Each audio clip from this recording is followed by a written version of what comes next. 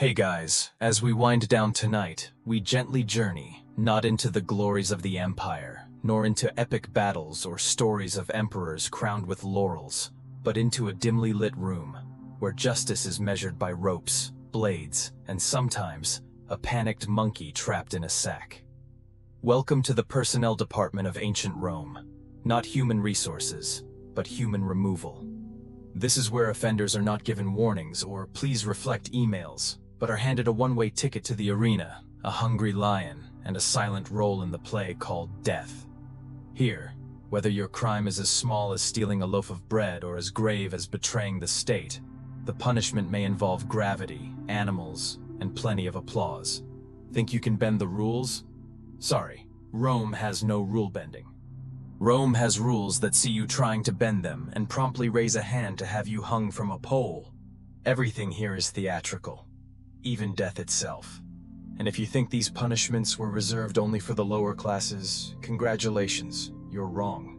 Even philosophers, senators, and poets were privileged guests invited to the blood-soaked baths of honor, where you were encouraged to take care of yourself so your family wouldn't lose their home.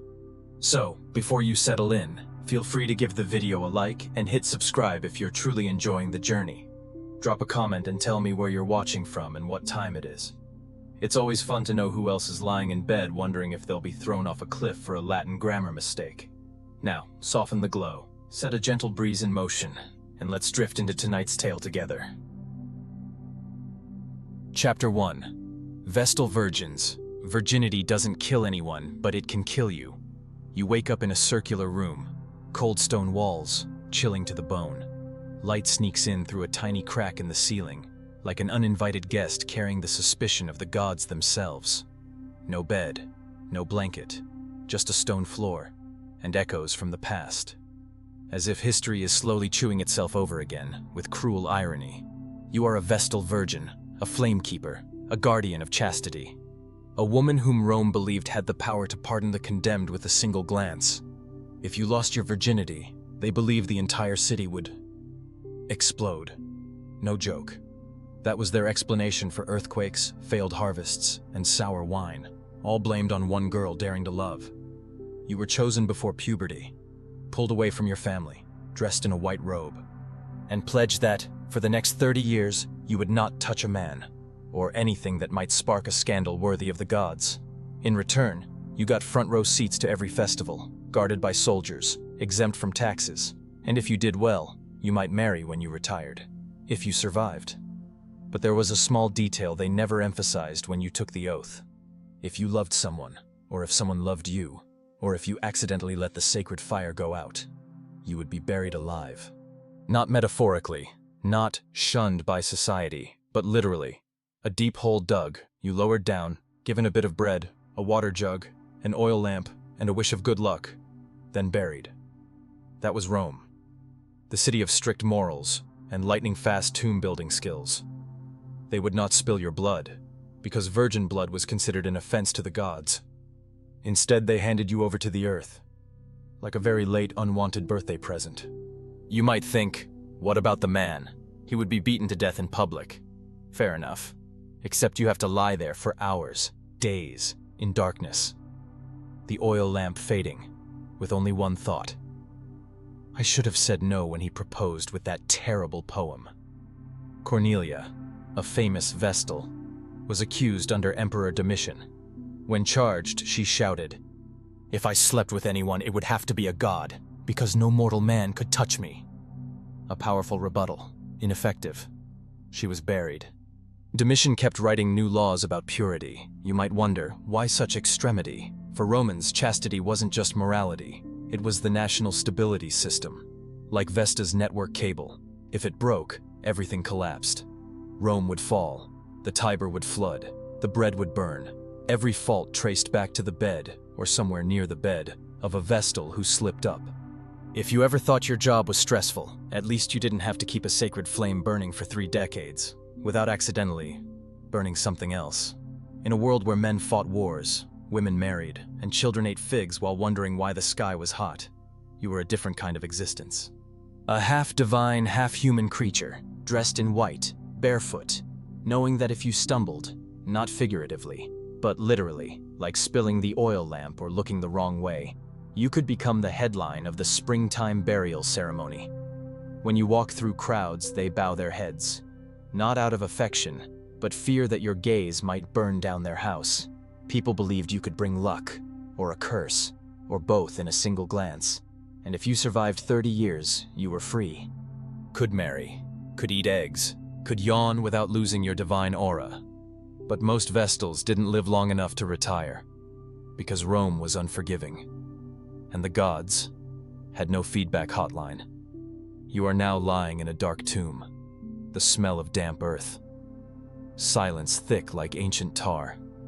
You think about light, about the sacred fire, about the first love you should have told. Could you please send that letter again, but with a different dove? You don't die immediately. Rome doesn't want you to die fast. They want you to die with philosophy. Die in silence. Die as an example. Die as a reminder that holiness does not equal safety. And sometimes safety is a tomb with no escape. One day people will whisper your story under starry skies and coal dust. No one will remember the man's name, but everyone will remember you, because you are living proof, or rather, once lived proof, that Rome never joked about fire, oaths, and women. Only, they forgot to tell you that when you were 12. Chapter 2. Fork of Heretics. The fork that keeps your mouth shut, and why silence is never trustworthy. You stand in the square, hands tied, mouth unbound, yet everyone feels strangely at ease. No one fears you shouting. No one fears you calling for revolt. Because around your neck, like a piece of jewelry designed by a demon with a dark sense of humor and a skilled blacksmith, is a metal fork with 2 prongs, one stabbing upward into your chin, the other piercing your sternum, holding your neck rigid, as if you were an unfinished statue. They call it the Fork of Heretics. Sounds fancy, like you're about to dine at a rather unusual restaurant, but in reality, you are the dessert. And this fork is not for eating. It's for silencing opinions. The fork's principle is simple. It doesn't kill you. It waits for you to kill yourself, through exhaustion, despair, and that tiny human reflex to bow your head, cough, or simply scratch your neck.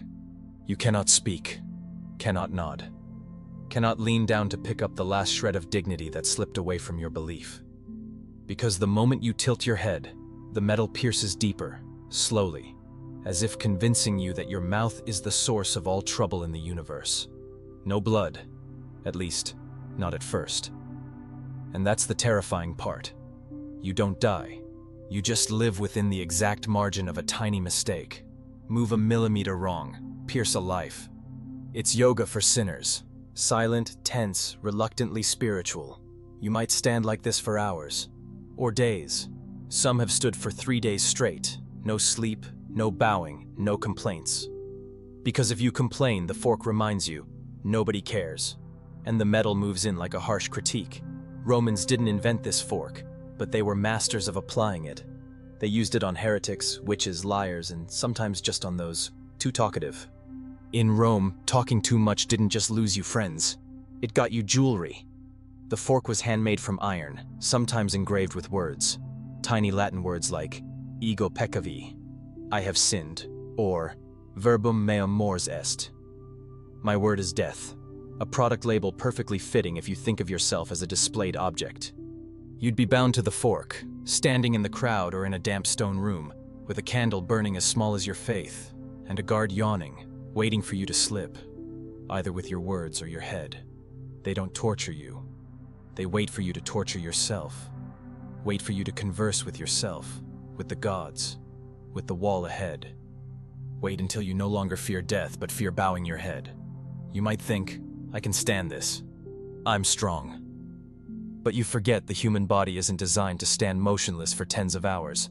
Your head is heavier than you think, your neck weaker than you imagine, and the thoughts in your head grow louder, like a small choir of doubt and weary knees.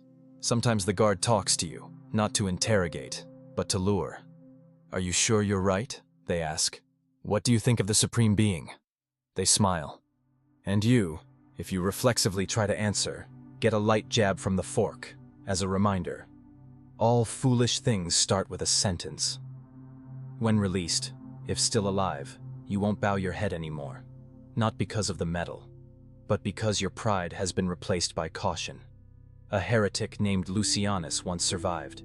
After 3 days standing motionless with the fork between his chest and chin, he didn't die. But ever after, whenever someone asked him a question, he just looked, smiled faintly, and remained silent. People called it enlightenment. In truth, it was pre-modern PTSD. You might think this punishment is mild, no blood, no roar, no lion. But in fact, it's one of the cruelest blows, because it targets the consciousness, not muscles, not life. But that feeling that you have the right to say something, only to be reminded by the fork that some things are better kept like cold leftovers in the fridge. Hungry if you don't eat, poisoned if you do. The fork of heretics doesn't kill you. It makes you question whether you should keep living. And when you lie down to rest, on the first night after days of standing straight without blinking, you will have a dream. In the dream, you are eating soup, using a fork, and you laugh. Not because you are happy, but because for the first time, that fork doesn't stab you. Yet. Not yet. And strangely, because this punishment leaves no cut, no blood, no screams, it becomes a silent torture, where pain doesn't echo in the air, but in thoughts. Like the replay of a song you don't want to hear again, but it keeps looping inside your head. Some historians suggest this punishment reflects Rome's cultural obsession with order and control. If you cannot be silent, Rome will turn you into a work of forced silence art.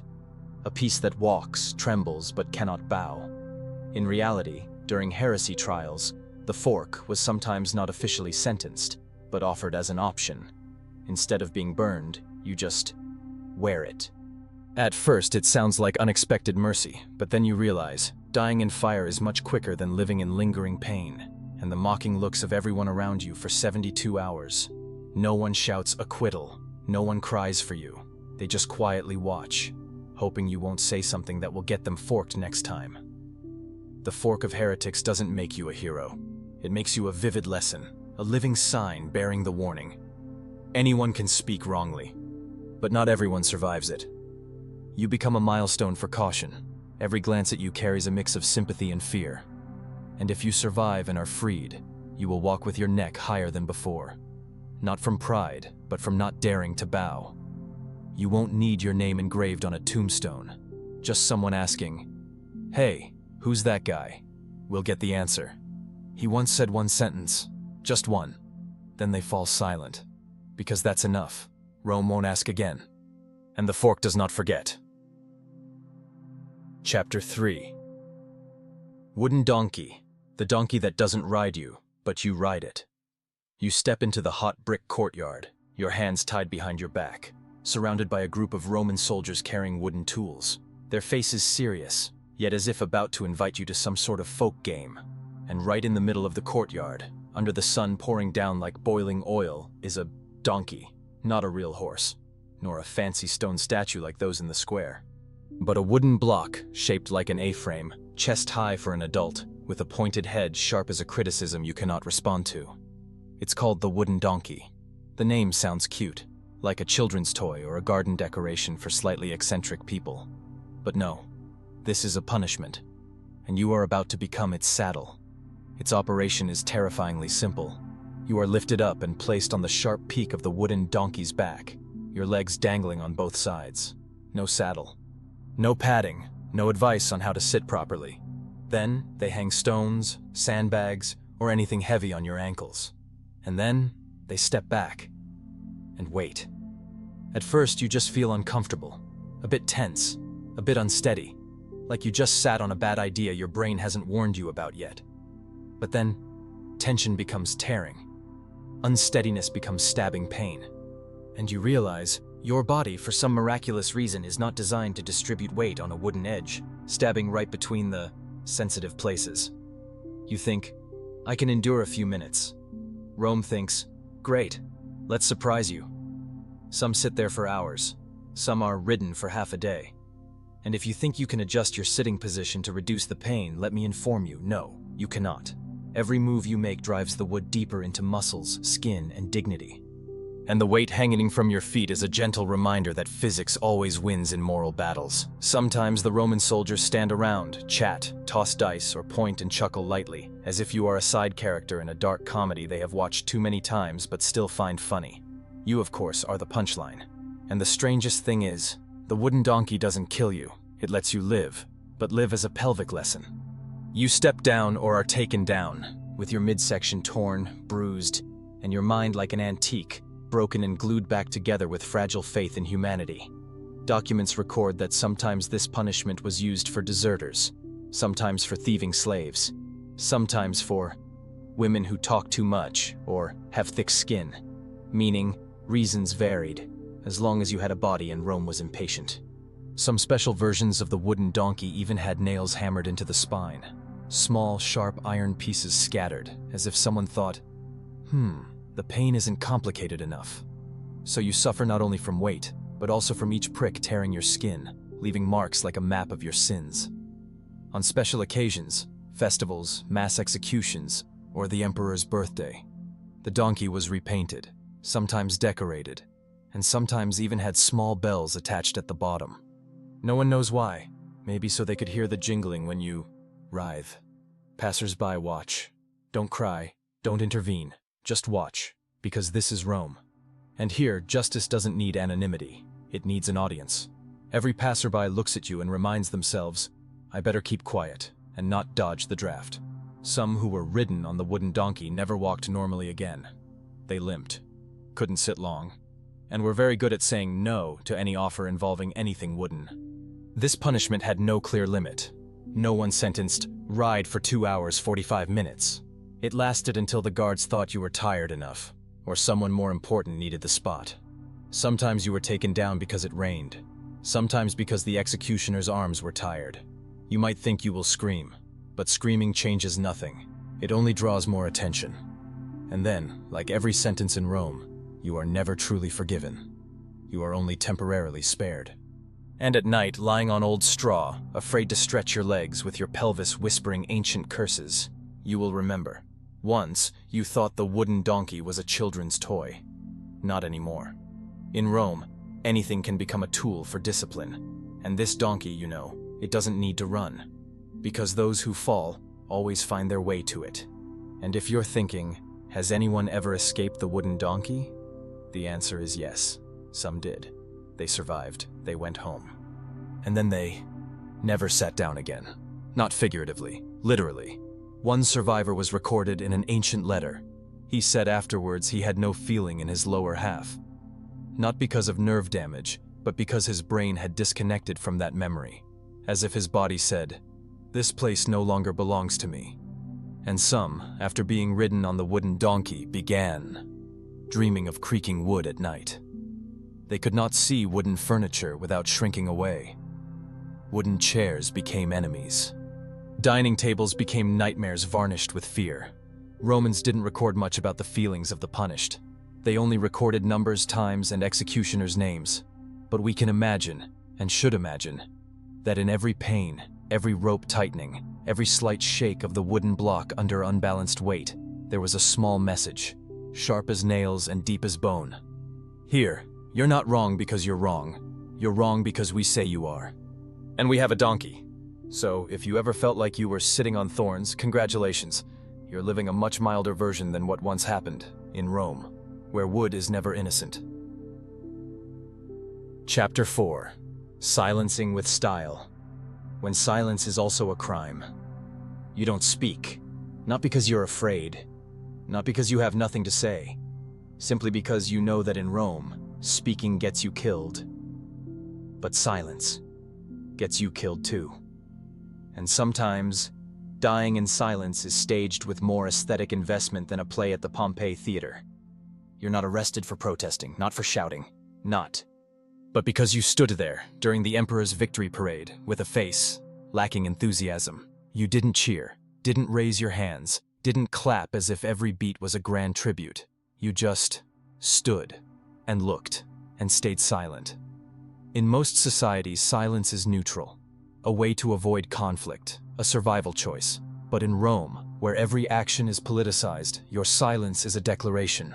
And that declaration, unfortunately, is not well received by officials. So they invite you to the square. No beating, no interrogation. Just order you to stand on a small stone podium, face the crowd, and sew your mouth shut. Yes, Exactly that.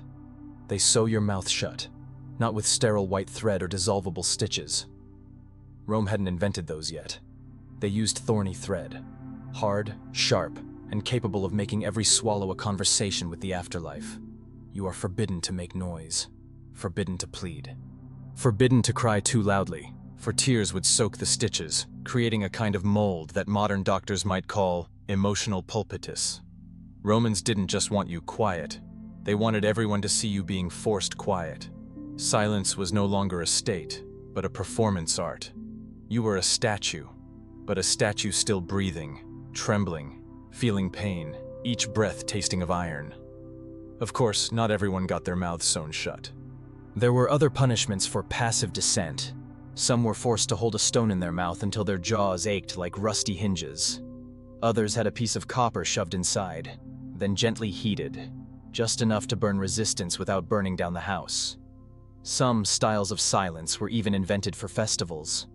For example, on the Empress's birthday, anyone forgetting to clap could have a bell hung in their mouth, ringing every breath, as if you were a punished cat for being too quiet. Rome was very creative in turning inaction into treason. Not singing, betraying music. Not laughing, betraying community spirit. Not looking straight, betraying faith. Looking too straight, betraying with your eyes. You might think, so I have to pretend all the time? Yes, exactly. Rome loved systematic pretense. They didn't need you to love the emperor. They just needed you to act like you did, with the intensity of someone borrowing a smile to pay off a loyalty debt. And if you didn't perform, you became a model, a vivid lesson for the crowd struggling to learn how to raise hands to the drumbeat properly.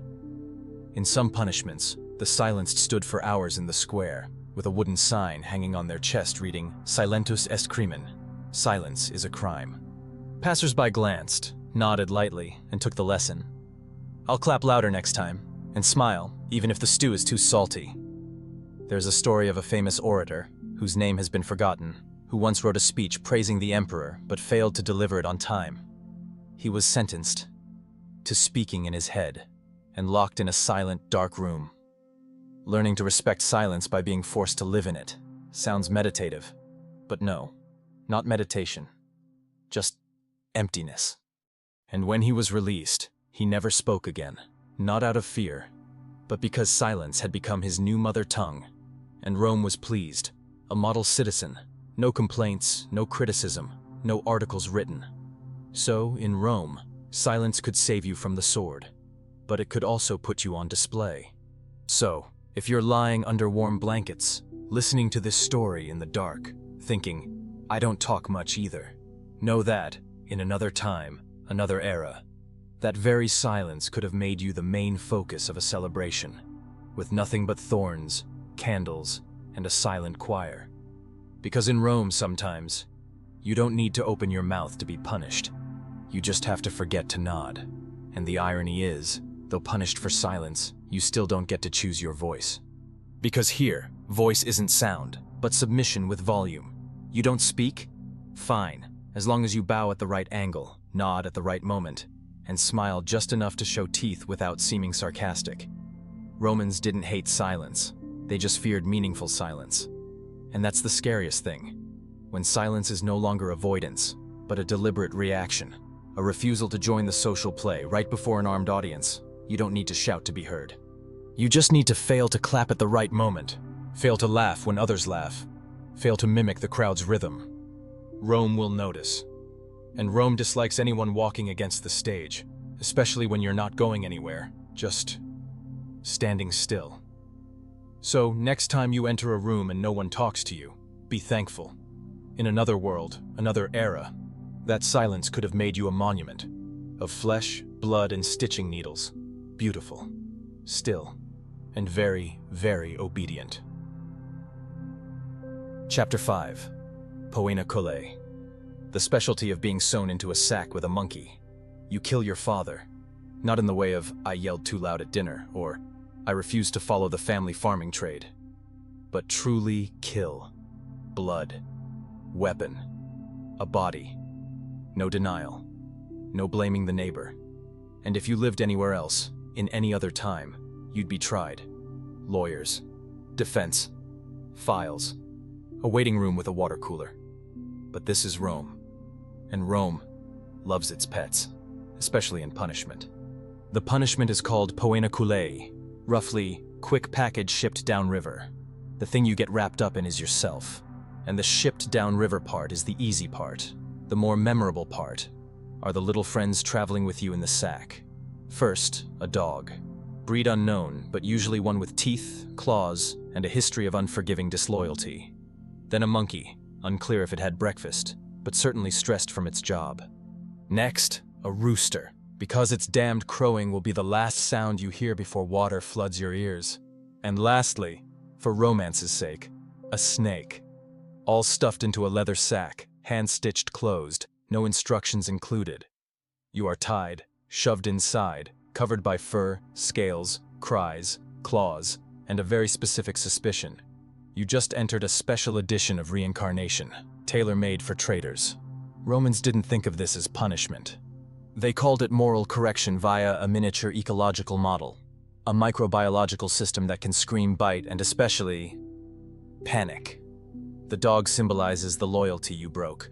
The monkey represents the chaos you caused. The rooster symbolizes the moment truth crows. And the snake, you know, betrayal slithers close to your heart like poison philosophy. When set afloat, the sack doesn't sink immediately.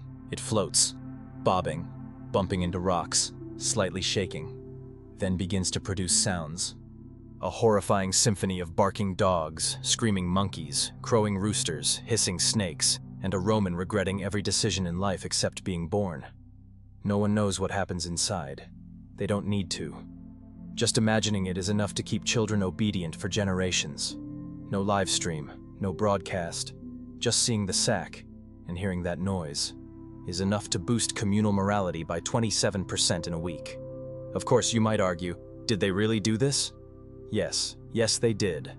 Records from Augustus's time exist. Some even noted ideal weights for snake and monkey to achieve optimal educational effect. There were laws, procedures, backup animal lists in case the monkey caught a cold. In some periods, this punishment was modified a bit. When animals were scarce, they'd substitute eels, ferrets, or anything just fitting with jaws. Once they tried putting a cat inside, concluding cats weren't angry enough, just sad. And sometimes, if too many people killed their parents in 1 week, Rome had those periods. They had sack queues. Guards specialized in wrapping, tying, and checking remaining teeth counts after each punishment. There's a story about a man named Gaius, stuffed into the sack, but at the last minute the monkey escaped. They made him wait. 10 minutes later, a guard ran back carrying a new monkey, still holding a fig in its hand. And everything continued. Because Rome never punished without full components. The notable thing, this punishment was not just a death, it was an installation, a moving painting, a survival concert. A punishment version that, when told, makes listeners think you're joking. Except, you can't tell it. And if you think death in a sack is the end, not necessarily. Some sacks floated for miles. Some drifted into city sewers, where kids poked them like strange water balloons. Some got caught on shores, villagers opened them, only to scream and run away. A writer once said, "If you want to understand vivid guilt, imagine being stuffed into a sack with 4 primal fears, and never telling the tale." And he was right. This is not punishment. It is society's whisper saying, if you betray your creator, you will die with all creatures you cannot control. And when night falls, if you lie in bed, hearing the fans hum like the wind over the Tiber, and think, at least my parents only made me wash dishes, know that you live in a far luckier world. No monkeys, no roosters, no sacks, just steady breathing, and very Roman relief, that today you were not chosen. Chapter 6. Damnatio ad bestias. When lions are your proctors and you are the exam without answers. You step into the arena. The sunlight pours down like hot oil on white stone. Tens of thousands of spectators cheer, as if watching a fashion show. But instead of lavish dresses, what they await is your flesh being torn apart. You wear a coarse cloth garment soaked with sweat and regret. Not because you did wrong, but because you did wrong in Rome, where the law has teeth. And those teeth reach from the muzzle all the way to your pride. This punishment is called damnatio ad bestias, condemned to be eaten by beasts. It sounds simple, familiar, like you're just being taken to the zoo for advanced animal interaction. But no, you do not pet anything, and the only thing being petted is your spine. No one gives you a weapon. You might be handed a stick or a cloth hat, or if you're very lucky, a rusty knife the size of a broken chopstick. All to create a sense of fairness, like being dropped naked in a forest and handed a map in ancient Greek poetry. The animals in this punishment are diverse. Lions are the classic choice, majestic, fast, and famous enough to sell tickets. But if you're not worthy of a lion, you might face leopards, bears, hyenas, or, in some creative occasions, a starving mad ostrich. Yes, there are records of that. Ostriches. Not because they kill well, but because they kill hilariously. You might ask, who came up with this? The answer? The Romans, who built a plumbing system to bring clean water to the city, while throwing people into lion cages to see who wins. They invented cement and turned punishment into an afternoon show. What's special about Damnatio ad Bestias is the artistry. This isn't a secret execution in a back alley. It's a performance, with stands, cheerleaders, food stalls, even a secret scoreboard. People come for entertainment, to celebrate justice, and to ensure children don't grow up writing seditious poetry. Sometimes the condemned were costumed. You'd be dressed as a character, say Prometheus, the fire thief of the gods tied to a rock. Then an eagle would be released, not to admire, but to eat your liver. A reenactment of mythology in a very vivid manner. Some shows lasted a whole week, each day a theme. Day 2, treason. Day 3, slave revolt. Day 4, bad poet. Yes, there really was a day for bad poets. If you think getting negative feedback online is terrible, imagine being thrown into a leopard's cage because your rhyme was too loose. Some lucky ones survived. There's a record of a man named Androcles, who once healed a lion's wound in the forest, and then, when punished this way, that lion was released. And it did not attack. It licked his foot, and he was pardoned. A beautiful ending. But there was only one like him. You're not that one. And even if you think you can act the touching script, remember. Today's lion has fasted 2 days. It's not looking for a soulmate. It's looking for screaming bony chicken legs. In some cases, the condemned didn't die immediately. Some were dragged, mauled, bitten, but survived. Then guards dragged you out, patched you up with bloody cloth, and waited for the next show, because tickets were sold for 2 sessions. And if you think, is this for deterrence? Yes, but at the same time, they sell tickets. Rome understood target market. Punishment had to be scary, but also entertaining.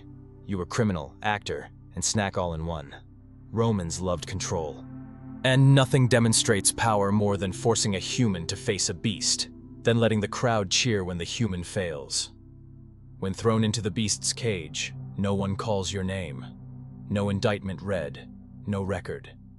Only the trumpet's signal, roars like waves crashing ashore, and the soft claw taps on stone, a cold greeting to so-called civilization. And when night falls, the arena washes away blood and cleaners gather bones, no one mentions you by name. You're called number 4 on Tuesday night, a side character in a show that sold 6,000 seats and 400 meat pies. So if you live in the modern world, get a math problem wrong, or have your boss look at you sideways, smile, you're not in Rome. You don't have a lion testing your loyalty. You only have a Zoom calendar.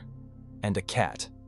It looks at you like you deserve to be eaten, but at least it has no audience. Chapter 7. Monkey business. The monkey in the sack, but you are the toy. You stand, bound. In front of you is a large leather sack, soft and rough like the stomach of a frozen animal. And behind you, a group of Roman soldiers are stuffing something into that sack. There are scratching sounds, screams, and a smell very much like sweat mixed with overripe bananas and psychological instability. You don't yet know what's happening, but when a monkey's head pokes out of the sack's mouth, shrieking with a level of irritation only creatures who have lost faith in humanity can produce, you start to understand. You are not the main character, you are just a prop. This is not a standard punishment, not recorded explicitly in the Empire's criminal handbook. It's a form of special punishment, reserved for special criminals, at moments when the judge feels bored and wants to try something new. Not new to others, but new to you. And especially new to the monkey. The monkey, according to some bizarre Roman logic, is a creature reflecting the chaos in the human soul. It's clever, but insane. Funny, but cruel. And especially very good at biting. It's used as a tool to punish those who are either too human or not human enough. For example, philosophers who argue the opposite way. Poets who criticize the empress's poetry. Or sometimes simply you, accidentally spitting on a statue of a god. The punishment begins by stuffing you and the monkey into the same sack. No barriers, no instructions, and absolutely no partition protecting your soul. The sack is sewn shut, shaken gently for balance. Then it's either hung from a tree branch, placed in the square, or dropped into a pit. Unlike other punishments with wild beasts, here there's only one animal, and it has plenty of time. It doesn't kill you immediately. It toys with you. It screams. It jumps. It grabs your hair as if trying to learn how to braid rope from your scalp. It bites, not to kill, but to see how you react. You are the toy, a living gift package whose fate depends entirely on the monkey's morning mood. There are monkeys known to have been used repeatedly. One named Tertius participated in up to 7 monkey sack punishments. It lived long, had skills. It was fed bananas and trained before each trial, like an official state actor. It didn't kill people. It broke their spirit. After hours in the sack, victims usually lost track of who they were, where they lived, and why so much monkey hair was falling out. And then, when released, if still alive, you cannot speak. Not because your mouth is sewn shut, but because no words are precise enough to describe the experience. The Romans understood this, and they liked it, because when you cannot tell your pain, that pain becomes educational. There are special versions where honey is smeared on your face before stuffing you into the sack, as a way to invite the monkey to warm up. Or sometimes the monkey is starved for 3 days, then given a pouch of raisins tied to your waist. A small survival challenge for those who once thought they could negotiate with nature. And while you struggle, scream, plead, the audience around only watches. They don't cheer. They don't shout. They simply observe, as if watching a moral lesson in physical form.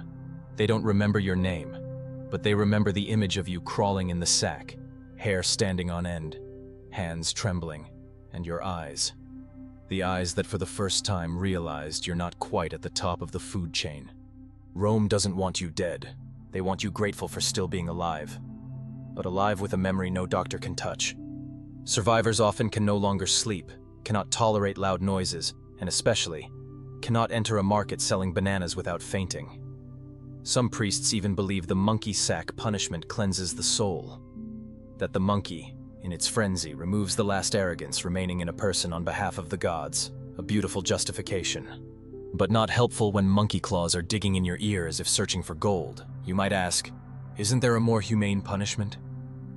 Yes, but humane punishments rarely leave as deep an impression as having your face clawed by the creature closest to evolution, and it hates you. So, if you ever see a monkey at the zoo and think, it looks so cute, remember, it has ancestors who were temporary law enforcement officers of Rome. And you're much luckier. You get to be seen from afar. You're not in the sack, and you still have hair, for now. Chapter 8. Cock-a-doom. When the rooster is the last night watchman. You lie there, not in a cell, not in a house, but inside a sack. Not a sleeping bag, not a wool blanket, but an old, smelly leather sack, hand-stitched by someone with no tailoring skills, but excellent at sealing life itself. The sack has housed a monkey, a dog, a snake, and now they introduce the final character, a rooster. No, don't call it just a chicken. Call it what it really is, the night watchman. More specifically, your last night watchman. It's released as if the final brushstroke in an execution painting, not to kill, not to threaten, but to crow, like a discordant yet haunting soundtrack, echoing among the gasps, whistles, and scratches of everything else trapped inside the sack. You think you're ready. You've heard about dogs, aggressive, loyally misguided, about monkeys, insane as if they once studied philosophy and dropped out, about snakes, cold, silent, and experts at robbing people of sleep. But the rooster? You don't worry. Just a chicken, right? But that's because you've never been confined in a tight space with a rooster confused about the time zone. You don't know which comes first, panic or deafness, because the crowing erupts, repeats, without pattern, without timing. It doesn't crow at dawn. It crows when the monkey jumps. It crows when the dog growls. It crows every time you try to breathe quietly. As if it's an emotion detector, and it hates all your emotions. The rooster doesn't care who you are, what crime you committed, or if you deserve punishment. It only knows this is its space, and you're the only wrong thing in it. It pecks, it kicks, it screams in a way no bird should. And you, in despair, don't fear it will kill you, but fear it will never stop. Some prisoners have described this experience, before losing the ability to describe permanently, as being skinned alive by sound. You no longer hear. You're pierced by the crowing. Each cock-a-doodle-doo is no longer a sound, but a surgical blade slicing through the air. And oddly, the Romans never considered this the main act. They added the rooster as a minor detail, a punctuation mark, a leafy branch decorating the tomb. But that detail made the punishment perfect. Because nothing is more cruel than a seemingly trivial thing becoming the last drop that overflows a cup already full of horror. Some sacks were thrown into the river, and people heard the crowing echo from inside as it passed under bridges, like a sarcastic greeting from fate, as if it not only killed but narrated the death. The rooster is also a symbol. It represents light, awakening, truth. But in Rome, when you are a criminal, light is something you're forbidden to see anymore. And the truth is what will be crowed. At the wrong hour, the wrong place, but very much on time. Documents record that sometimes Roman guards trained roosters to crow only when there was movement inside the sack. A kind of early warning, or a report. A rooster like an alarm clock, but instead of waking you up, it wakes, the death lurking just beyond the leather. And ironically, among all the animals thrown into the sack, the rooster is the only one never blamed. No one fears it, no one resents it. But after being released, if still alive, prisoners often can't see a rooster without breaking into a cold sweat. Some refuse to eat eggs for life. Some flee markets because of chickens in cages. Some simply remain silent forever. You might laugh, and you should, because you've never been acoustically processed by a rooster. But remember, Rome doesn't need tigers, lions, or monsters. Rome only needs one animal that knows when to break the silence. And the rooster, you know, is the master. If you ever have the chance to go back in time and witness such a punishment, pay attention. When the sack is thrown into the river, and all sounds fade into the water, the last sound usually isn't a scream, but a crow, persistent, piercing. And no one knows if dawn has come, or just the end of someone who just learned a very Roman lesson about betrayal. Good night. And if you hear a rooster tonight, just pretend it's morning, and keep sleeping. Don't open your eyes. Chapter 9. Inverted crucifixion. Dying standing is old news, now you must die upside down. You think you'll be nailed to a cross. That old, famous, classic kind of death. Reenacted millions of times in paintings, statues, and religious dramas. You even secretly hope to be nailed properly. Head up, arms outstretched, feet touching the wood, eyes looking to the sky like someone submitting an application to cancel their sins. But then the Roman soldiers look at you, smile faintly and say, upside down. Not figuratively upside down, but really upside down. Head to the ground, feet to the sky, and you'll die like a hanging flower pot hung on the wrong hook. They call it inverted crucifixion, and no, it's not because you're special, nor because you did something terribly wicked, simply because the one in charge had a bad day. This execution starts with meticulous preparation. The cross is set up, and instead of climbing up normally, you are flipped over. Your legs are nailed first, or tied if the budget for nails is tight. Then your arms are pulled backward and slammed against the wood as if someone is trying to shove your resistance into a very inhumane pose. Blood doesn't flow as much as you'd think. It rushes to your head, slowly, persistently, each heartbeat a press down, as if a teapot is gently boiling inside your skull. Your vision blurs. The pulse in your temples sounds like a warning drum, but only you can hear it, and you can't scream, because every time you open your mouth, blood floods your throat. A very effective silence without censorship. Romans liked this punishment because it seemed philosophical. You disturbed social order, then your order will be reversed. You live the wrong way, then die the wrong way too. And if you're religious, even better, because you'll be nailed like your master, but a faulty edition, a misprint forbidden to be reissued. St. Peter, according to legend, requested to be nailed upside down because he felt unworthy to die like Christ. A humble act. But ever since, no one crucified upside down has had the right to ask. They just get flipped. Unlike usual punishments here, the pain isn't in the nails, it's in the time. You don't die immediately, you just deteriorate slowly. Like a banana forgotten on a shelf, soft where it shouldn't be soft, starting to ooze something no one wants to taste. Some endure for hours, others start vomiting, fainting, or begging to die within minutes. But no one dies gently. Death comes like a lingering phrase. Unclear if from suffocation, ruptured vessels, or utter exhaustion of someone who hung their faith in life upside down. And when you faint, blood still rushes to your brain, your body still convulses, your eyes still roll back, as if death itself hesitates, uncertain if you deserve to leave this place so soon. The spectators don't feel horror. They find it entertaining, a novel show, a way to test how long can a person endure when flipped upside down. Children giggle, adults bet. Some bring chairs and lunch like going on a picnic, because, Rome is where lunch and death sometimes happen on the same stage. Once, a poet was sentenced to inverted crucifixion for daring to criticize the empress's poetry. The poem was only 3 lines, with 4 grammatical errors, and a rhyme scheme as tangled as wrongly tied sandals. But you know what? In Rome, the error wasn't grammar. The error was daring to speak, so he was flipped upside down, not because he wrote badly, but because he lived honestly. After death, you are not buried properly. They take you down, or wait for you to fall. Some are cremated, some dragged away to clear space. A few bodies are kept, hung for days as inverted artworks, to inspire future generations about the importance of obedience and correct political posture. You might think, no one dies like that nowadays. And right, no one is hung upside down today. But there are things, decisions, systems, relationships, that keep you hanging, head down, heart reversed, everything tangled. You don't die, but you live as if in a pending state.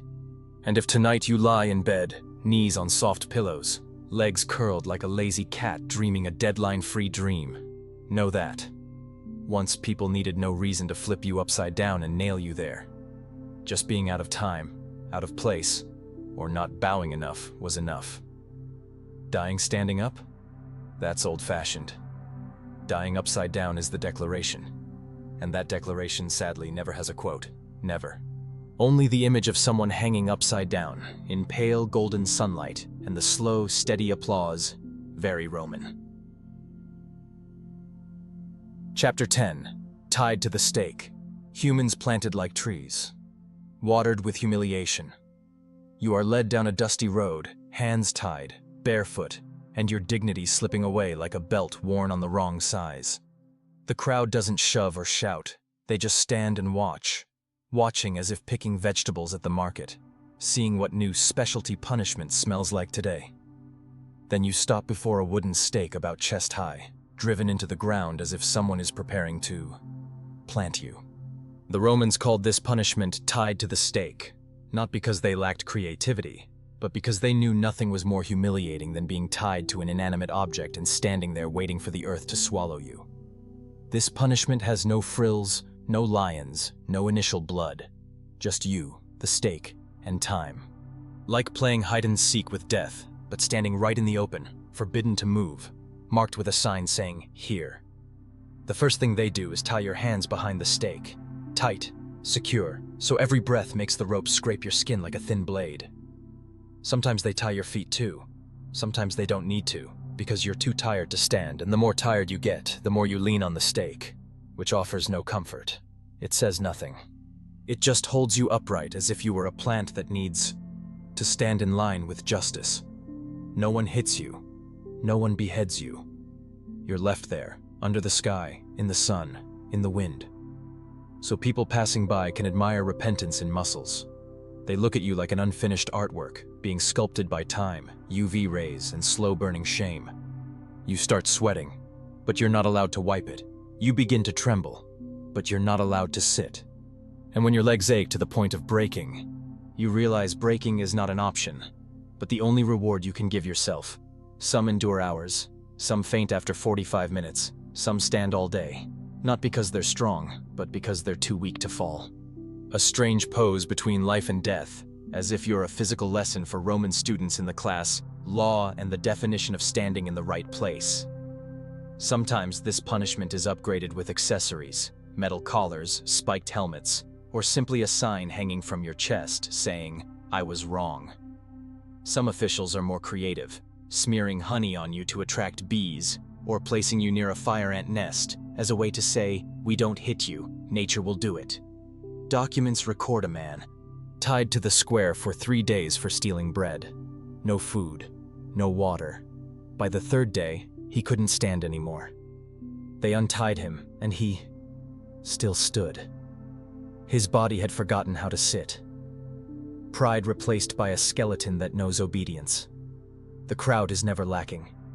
People don't come to laugh. They're not cruel. They're just bored. And in Rome, when you're bored, you go to the square to watch someone being vegetated live. Some survivors return to normal life but never stand straight again. Their backs crooked, their necks tilted. But the look in their eyes is the one thing that never straightens. They look at everyone as if searching for the next steak to swallow them. And the cruelest part isn't physical. It's the feeling of becoming the most useless thing in the crowd. Not allowed to speak, not allowed to move, not allowed to choose. Only allowed to exist but as street decoration. Street. Some are tied facing each other. 2 people, 2 stakes, 2 gazes. Standing for hours without permission to leave or separate. Whenever one falters, head drooping, the other tries to lift up, as if one's collapse is the nod of consent for both. On special occasions, the Romans held ceremonies where dozens were tied in rows, like a garden of dried-up people.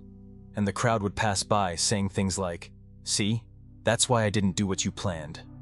A public lesson without PowerPoint. You might laugh, and you should, because nowadays, if someone wants you to stand for 3 hours, they must pay you.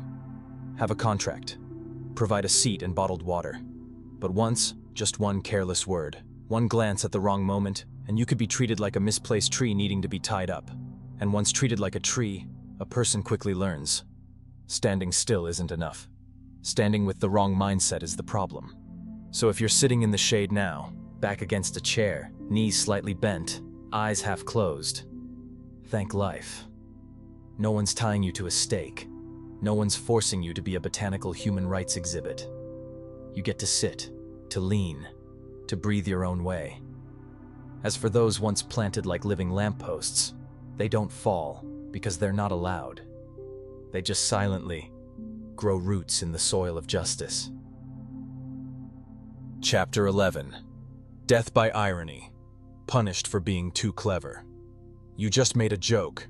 Not vulgar, not rebellious. Just a light sarcasm like, "Your Honor, you are the only one here who can see the truth, because all of us are blindfolded." The crowd chuckles lightly. The guards don't. The judge especially doesn't. And a few days later, you find yourself standing in the square, tied with thorny ropes, with a crudely written sign hanging on your chest. Talkative. Welcome to the punishment called death by irony. A way to die not by sword, not by fire, but by the very thing that brought you here, thinking beyond the allowed capacity. In Rome, you could kill and be pardoned, if you killed the right person at the right time and paid your taxes.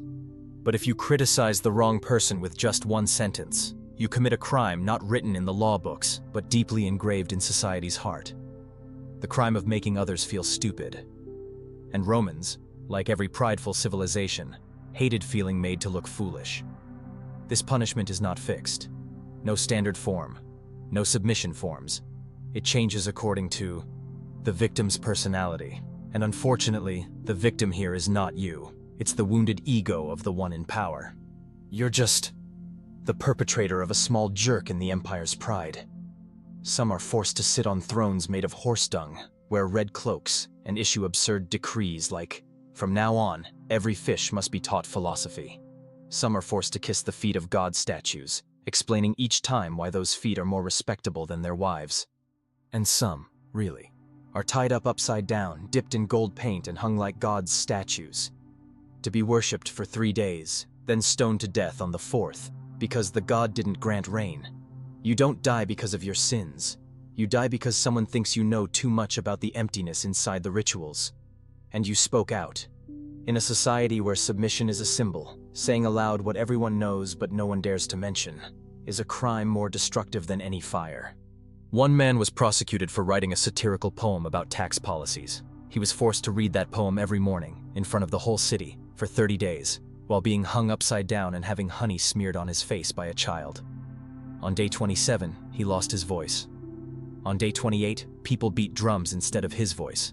And on day 30, he was freed, by being buried with the original manuscript. Death by irony is not fast. It's peeling away layers of consciousness. No one stabs you.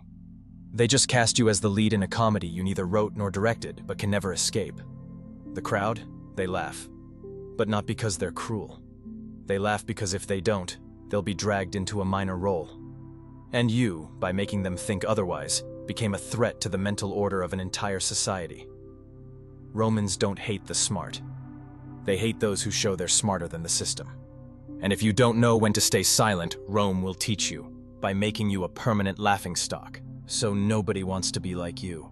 There's a rare version of this punishment called the silent stage. You're placed on a high platform, dressed as an actor, muzzled, and forced to mime the speech you once delivered. Every wrong gesture earns you peas shot at you through a blowpipe, a way of saying out of tune. After 3 mistakes, you're replaced by a puppet. And that puppet looks just like you, only without the irony. You might think, is it really necessary to be this serious? And Rome would answer, no. But Rome doesn't need to be right. Rome needs silence. And you broke that silence with a half smile. Some survived this punishment, but they never dared to retell their story with humor again. They spoke as if apologizing for being heard. Every word a vow to the cosmic authorities that, this time I'm not joking. And if you're lying in the dark, hearing this story as your eyelids grow heavy, remember, sometimes silence is not cowardice. It's a survival strategy in worlds where telling the truth is a crime, and clever speech is capital punishment with investment. So tonight, if you have a sarcastic thought, write it down, bury it under your pillow, and smile softly, just enough to keep living. No one sees, no one knows. No one hangs a sign. Chapter 12. Public humiliation as a lifestyle. When shame becomes a way of life. You step out into the street with a wooden barrel on your head, not a hat, not a crown, but a real barrel, old, heavy, and reeking of vinegar, as if it once contained a terrible divorce between cabbage and cheap wine. Draped over your body is a piece of coarse cloth, which could be called a garment, but is really a material reminder that you've done something shameful, and now you're a walking billboard for that very mistake. This is not a punishment. It's a style, a lifestyle. A distinctive Roman punitive aesthetic, when the form of punishment doesn't kill you, but slowly kills the way you look in the mirror. And the Romans, creators of concrete arches and emotional censorship, understood well that shame, if designed properly, can endure longer than any physical penalty. Maybe you stole a loaf of bread. Maybe you slandered an official. Maybe you sneezed during a religious procession and forgot to apologize. Whatever the reason, the system won't demand blood, only the laughter of others. You are stripped of all personal signs. No name, no rights, no face. You are entertainment. Part of the public space like streetlights or sewers. You stand in the square, wearing ragged clothes, holding a confession written by guards that you've never read before. It usually begins with, I am a fool, and often ends with, I thank Rome for not killing me immediately.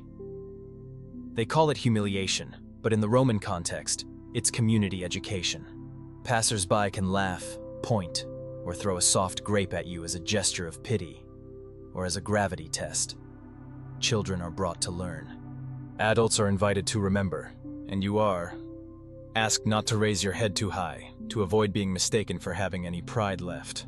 In enhanced versions, you might be forced to wear a donkey head hat, have your name and crime description pasted on your back, or be dragged around the market like a last-minute promotional item. If you lie, your tongue is tied with a wooden gag that hits your teeth whenever you try to speak. If you're guilty of stalking women, you'll be dressed in a skirt. Not for misogyny, but because Rome believed role reversal would make you understand others' positions in a very uncomfortable way. If you're a slave who insulted your master, you'll be bathed in honey, placed near a beehive, and told to smile. Because at that moment, your smile is the only thing you control. Some say, isn't this just making a joke out of someone? No, because jokes end. But public shame, if staged properly, follows you like a shadow with a lifelong employment contract. One man was once forced to dance in the market, singing with a sign saying, "I think I'm Caesar." 10 years later, no one invited him to parties, because every time he spoke, people heard the trumpets from that day. The punishment leaves no scars, but it leaves the silent disappearance of dignity. No one wipes your tears. No one comforts you. Because everyone sees, yeah, he deserved it. And once people believe you deserve to be laughed at, they never look at you differently again. You have shifted from being a person to a story. Rome didn't need to imprison you. They just needed to place you in the street with a few props and let you socially decompose. No one kills you. But from now on, no one will ask, "How are you?" without a laugh. You might think, what if I endure it? The problem is, it doesn't end with you. It lives longer than you.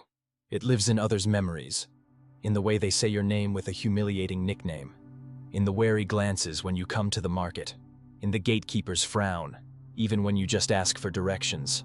Some survive, flee Rome, move to distant provinces, change names, change professions, even change the way they walk. But then, just one child singing that mocking rhyme used to tease you, and everything shatters. And if tonight you lie in a warm bed, unseen, not called by name with a humiliating title, not forced to wear a donkey hat wandering the supermarket, know that you're living a kind of peace the ancient Romans called out of the public eye. A privilege, a luck, a silence unaccompanied by laughter. They don't need to kill you. They just need to give you a reputation no one wants to borrow, and let you live with it forever. Chapter 13. Standing Trials. Standing until your spine breaks. You imagine court is for justice. You picture tables, chairs, questions asked. You answer. Judgments made. You obey. Or at least pretend to. But then you arrive and realize there are no chairs. Not because of budget cuts, but because you don't deserve to sit. In Rome, standing trial isn't a metaphor. It's a mandatory posture, and not the comfortable kind like a job interview. It's standing, like a wooden stake. Because if you tire, if you slouch, if your knees shake, people say, "Ah, the guilty one. You can't lean, can't bow, can't ask to rub your feet." Every movement tightens the crowd's gaze like a drawn bow, ready to shoot accusations. The courtroom atmosphere isn't tense, it's dense, like a thick soup brewed with vinegar, ash, and a hint of recurring disappointment. The judge sits, the prosecutor sits, the jury sits, even a stray cat outside the window sits. Only you, the accused, must stand. Like an unlit lamp placed in the room to illuminate error. Through a shadowed back bent from lack of calcium and hope, the trial drags on, not because the case is complex, but because they like watching you stand. They prolong procedures, read charges repeatedly, call more witnesses, reopen records. Occasionally pause because the judge is thirsty, or needs a 15-minute nap, while you're ordered to hold your pose, like a statue forged from plastic and regret. Sweat drips, knees wobble slightly. Your calves start trembling like reeds bearing the weight of an apologetic speech. But you can't collapse, because collapsing means admission, and standing straight. It hurts. So you endure hurt straight, like an ancient version of dead inside but polite posture. Some trials last 3 days. No lunch breaks, no shift changes. The standing accused is checked hourly. If you sit, your sentence worsens. If you kneel, you're charged with contempt of court. If you faint, you're revived with sour vinegar mixed with salt, then made to stand again. And if you're a slave or foreigner, no exceptions. Posture is the first part of the sentence. What you say is just padding. Rome judges innocence by your endurance. There's a record of a man standing 4 days straight, eyes dull, legs numb, mouth too weak to call his parents' names. Finally, when the verdict, acquittal, was pronounced, he collapsed not from emotion, but because his spine officially voted no. There's also the story of a woman tried for disrespecting mythology. She stood 2 days in the sun, forbidden to cover her head, and every time guards saw her shake from fatigue, they read another passage of mythology, as if the gods needed their own airtime inside her body. You might ask, what about those with joint problems? Oh, Rome considered that. But not for exemption, they added shackles. Because if you can't stand on your feet, your head bears the rest, like a suspension system dangling between honor and pain. And of course, the court didn't need to find the truth. Truth was just a prop. Displayed, admired, then folded away for another day. The key was who stood longer, who masked fatigue, who kept silent and maintained a straight spine amid the storm of prejudice. In some bizarre versions, the accused stood on hot stones, both to test physical strength and check if their soul deserved forgiveness. The verdict was based on sweat levels. Little sweat meant purity. Too much meant deceit. You could appeal, but you had to stand the entire time. In the end, if acquitted, no one helped you. You walked out with knees betraying your entire life's journey. Eyes blank, back slightly curved like a weary question mark worn out seeking answers. And you, who once intended to speak truth, now just want a place with a chair, water, and a wall to lean on without having to preserve pride anymore.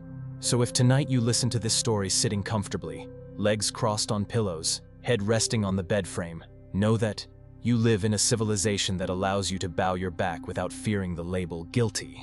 But those who stood for hours just to be allowed to say one sentence, don't have that privilege. They only have a spine, and memories of a trial so long even memory's legs tire. Chapter 14. The Sack That Whispers. Fear from within the bag. You think the greatest fear is death. Wrong. The greatest fear is not knowing what will happen. In the dark, no one hears, no one calls your name, and no one is sure you're still intact. Welcome to the sack. Not a sleeping bag, not a rice sack, not something used to carry objects, but something used to transport a person cut off from the world. And that person is you. In Latin, it's called saccus mortis, the death sack, a bag sewn from leather of unknown animal origin, but certainly not cleaned before use. It soaks up the scent of old fears, the sweat of previous sinners. And strangely, it knows. Knows you're trembling, knows you're listening, knows you're trying to stay awake by counting each heartbeat, and failing on the 11th. You're stuffed inside with nothing but the presence of other creatures. Maybe a monkey, maybe a dog, maybe a snake. Maybe you're not sure because you only feel something cold slithering across your neck and something else breathing heavily on your nape. You try to turn your head, but the space won't allow it. Then it begins to whisper. Not a person, not an animal, but the sack. It creaks with every breath. Every movement makes the leather contract, producing sounds like scolding voices with hoarse tones from those who've been here before and never left. Romans don't need to torture you. They just need to tie you up, throw you in the sack, and let imagination complete the rest. You're not beaten. You're just left there, with yourself and your thoughts, which have started to become chaotic, like a basket of snakes on spawning day. The sack isn't airtight. There's a gap, just enough for you to breathe, but not enough to scream. Every heavy breath echoes like a call in a tomb, a place no one builds, but anyone can be placed in. One man was once put in the sack with a rooster and a small bell tied to its leg. Every time the rooster moved, the bell rang, and the man inside wasn't sure if it was a warning or a symphony for the end. After 2 hours, he began talking to the bell, calling it a friend, asking if it had seen the sun yet. When the guards opened the sack, they found a man laughing desperately, still murmuring the bell's name. Some die not because they're bitten, but because their heart refuses to go on. Because you can endure pain, but not being abandoned with an unseen entity tapping rhythms on your spine. Survivors, very few, are never themselves again. Some only sleep inside cupboards. Some hate all leather materials. Some don't dare close their eyes. Because once locked in a disorienting space, even weak light becomes a kind of sedative. And don't think this punishment is reserved for dangerous rebels. No. Sometimes you just say the wrong thing about a god, or show a strange attitude when receiving free bread. It's not about crime. It's about not fitting the patience of the one in power. And the sack is the cosmic hole they throw you into, waiting for you, to decide if you deserve to exist. The sack doesn't seal memories. It opens layers of the past. Every mistake you ever made, every joke you thought was funny, every glance you thought harmless, they come back. They creep into your ears through soft sounds, and they whisper in your own voice, but sadder, emptier, and more real. No one tells the full story of the sack, because most who experience it don't want to retell, or can't, or don't clearly remember, because memories inside aren't a timeline, but a long intoxication, tied with ropes, wrapped in dead leather, and a posture never comfortable enough to doze off. And if you're wondering, why a sack? Why not a cell? Understand this. A cell has walls, the sack does not. A cell has guards, the sack does not. A cell has an exit, or at least a shape. The sack envelops, not to lock you in, but to dissolve you into nothingness. And if tonight you pull the blanket up to your neck and suddenly feel a chill crawl down your spine, remember you're not in the sack. No monkey, no snake, no whispering. No, just a bit of ancient memory dropping by, gently knocking on your mind, reminding you that some people were punished just for thinking too much in too small a space. Chapter 15, The Silent Pit, where you lie thinking about typos and chastity. You're not pushed down, nor thrown, kicked, or tossed like a sack filled with personal failures. No, you are lowered gently, carefully, as if the executioners just discovered that the most effective punishment is not immediate pain, but prolonging fear until even fear itself grows exhausted. The ropes don't creak, the pulleys don't squeak. Only the wind sighs softly through the well's mouth, like an old mother advising you to repent before it's too late. And of course, in Rome, everything is already too late. That pit isn't so deep that you can't hear the world's sounds, but it's deep enough for all sounds to be muffled, bent, and twisted into unclear whispers, as if all your unfinished sentences in life are now gathered into a gloomy choir, singing in a language only you understand, and that no one wants to hear. No guards, no locks, no light, no whip-wielding hands, no studded boots stamping on your back. No staffs forcing you into silence, because this place is designed for you to choose silence yourself. You won't scream, bang on walls, or cry. You just sit, then lie down, then curl up like a misspelled letter, and begin editing your life story by rereading every typo you made, every missing accent mark, every ill-timed word, every misplaced smile, every squint held too long. Because you know, in Rome, sometimes even a glance can be analyzed like a dishonest financial report. You lie there, head against stone, stone against silence, silence against a civilization that believes repentance needs no lashes, only time and lack of vitamin D. Every breath echoes like a question mark, unanswered, unrecorded, unacknowledged as existing as a person. You've become a paused memory between 2 pages of Roman law, waiting for the final editor to decide whether to keep you as a marginal note or discard you. You start thinking about chastity, not out of moral zeal, but because you just remembered being thrown down here after saying, "Purity should not be defined by the outside of the body." They didn't argue. They didn't ask you to prove it. They just nodded at each other and chose you a room underground, as a way to preserve a dangerous opinion in an oxygen-starved environment. They say a girl once stayed in this pit for 36 days and still smiled. Each time she was given food, she smiled and thanked, though no one heard. And when pulled up, she said the stones in the pit taught her how to be silent, yet keep dignity. People laughed, noted it down, then sent her back. This time not for chastity, but for abusing metaphor. And so you begin to think about all the things no one told you to think about. The things no one taught you to remember. The apologies you never made. The conversations you never withdrew from. The feelings you never dared name for fear that if spoken, they would vanish like smoke. Or worse, be recorded, analyzed, and used as evidence against you in another trial, where you'd have to stand for 4 consecutive days without blinking. You think about burying the living, not in death, but buried with yourself. You think about if someone forgets you in this pit, you'll dissolve into air and mix with the ancient ventilation system. And then, if some official inhales it, maybe, just maybe, he'll feel guilty, without knowing why. Some, when pulled from the pit, don't cry, don't speak, don't smile, don't react. They just stare at the sky as if it had just been relaunched after maintenance, and they're trying to read the updated terms of service with the eyes of someone punished for clicking agree too soon. And if tonight you lie in a warm blanket, able to curl up, stretch your arms, breathe without echoing in a cramped space designed to test your mental endurance like an exam no one grades, know that you are not in the pit. You are not imprisoned by someone else's moral definitions. You are not locked between stones that are silent, hard, and remember better than you do. You do not have to think about typos as a grammatical sentence. And especially, you are not forced to keep mental chastity while your heart just wants to breathe freely. So if today you said something wrong, if you typed a wrong line in an email, or laughed out of sync in a Zoom meeting, forgive yourself.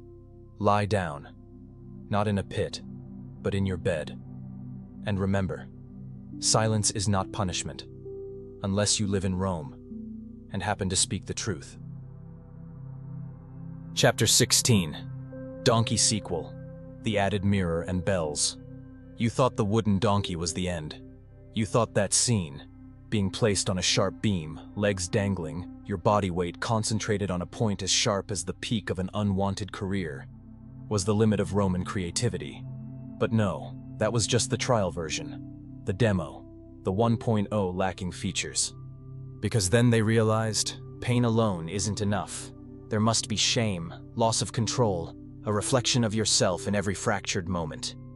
And so the Donkey Sequel was born, still the same old donkey, but now with mirrors and bells. Because if you're punished without seeing your face in the process, you truly miss an educational aspect of pain, witnessing your own expression under punishment. You are led out to the square. Everyone is used to the donkey, the punishment that makes your hip bones file early retirement. But today, something is different. In front of the donkey is a polished bronze mirror, just warped enough to make everything look odd, yet real enough so you can't claim, "That's not me." On each side of the donkey hang two small bells, tied to your ankles. The bells ring with every movement. The mirror reflects every nod of your head. And the pain comes regularly, like a water bill. You sit down. No, more accurately, you are placed down, because no one volunteers to climb a wooden block with a sharp angle designed as a statement that Rome loves symmetrical art, even in punishment. Under your feet hang two stones, tied to your ankles like torture bracelets, designed to increase pressure in precisely the right spots, following the strict standards of the spinal destruction industry. Every slight shift makes the bells ring. Every glance upward reveals your flushed face, sweat dripping from your brow, eyes shimmering with a light no one dares call hope. Every bowed head avoiding the gaze shows your reflection in the mirror, small, distorted, and completely unlike the self who once wrote poetry at 16. The crowd applauds softly, no loud laughter, because Rome is a place where shame is presented like a delicate dish. No pepper needed, just the right light. Some chew chestnuts. Some comment on the mirror's quality. Some bet on how long you'll last before crying. Others on whether you'll cry first or the bells stop ringing first. A young writer was once punished by this version because he wrote a short story where the donkey spoke and refused to carry tax goods.